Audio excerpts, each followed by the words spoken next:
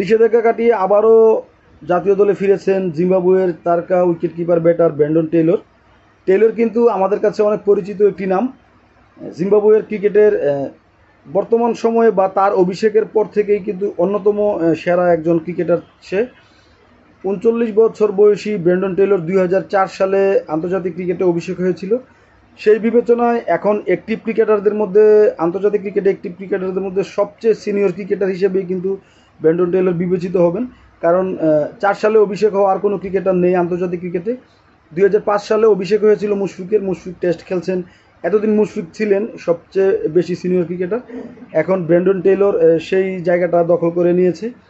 Taylor ৩৯ বছর হয়ে গেছে, তবে এখন যেভাবে ৪২-৪৩ বছর পর্যন্ত খেলতে পারে বা খেলছে অনেকেই টি-20 হলেও, সে জায়গায় ব্র্যান্ডন টেইলর টেস্ট দিয়ে ফিরেছেন এবং আমার ধারণা সে অন্তত টি-20 হলেও ৪২-৪৩ বছর পর্যন্ত খেলাটা কন্টিনিউ করবে।